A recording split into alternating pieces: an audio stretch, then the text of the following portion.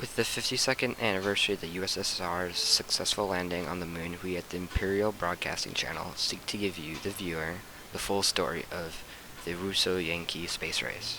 This story begins at the tail end of the Second World War when the Soviets launched Operation Staple. The mission ordered by Stalin was to capture the V-2 rocket and the jet program from Germany.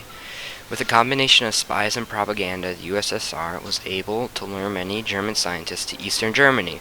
This led directly to the capture of hundreds of high-ranking scientists, even including the future head of the space program of the USSR, Wernher von Braun. One German scientist would put it, "You know, those Russians had a real lure to their space program. With many of us knowing the writing was on the wall, we were willing to hop sites in order to complete our experiments." Many rocket scientists would conclude that Stalin had made the right judgment, as a few months later the US would drop the atomic bomb on Japan, leading to a new age, the atomic age. Unexpectedly to the United States, the USSR would catch up in 1948. This would create a new objective for both countries, the first country to create the ICBM. Quick on their feet, the Americans would produce the first rocket to go to space, the Lewis 1. Lewis 1 would make one orbit around the Earth before burning up, making the first satellite to orbit Earth. Also, this proved that the US was capable of making intercontinental ballistic missiles. Shocked by this news, lead scientists in the USSR would urge Nikita Khrushchev to create a space agency in order to beat the Americans. Therefore, at an announcement in the early 60s, Nikita Khrushchev would announce the creation of PASA. I, Khrushchev, declare that under socialism, the workers of the world shall reach the moon by the end of 1960s. Under the workers' program of the People Aeronautic Space Administration, the USSR will crush the Western powers and reach the moon. With the USSR now declaring the space race between America and Russia,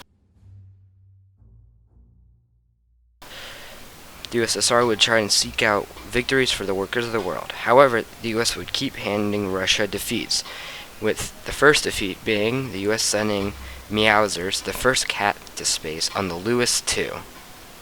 The USSR would, however, achieve a few victories, with being the first nation to send a message from space. The US and the USSR would soon enter a dance of rocket advancements. The US would see the lion's share of those advancements when they were able to send JFK, the current president at the time, on the Cowboy 6, making him the first but not the last president to enter space, while the USSR was stuck only obtaining photos of the Earth and Mars. Finally, in 1970, the USSR would pull through when Ukrainian-born Alexander Chikia, aboard the Lenin 11, would set foot on the moon, making him the first man on the moon. This was in the face of many setbacks in which the US was able to advance rapidly, leaving Russia behind. Notoriously, the US would engage in the deadly spacewalk, which saw Gus Grinson's death when he flew into space.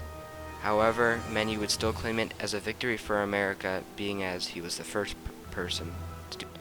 With the space race over after Alexander Chikia gave his "one small step for man and one giant leap for socialism" speech upon stepping on the moon, the USSR would set up the first lunar colony of Khrushchevgrad, while the US, with assistance from the Imperial Federation of England, would set up the 4th of July space station.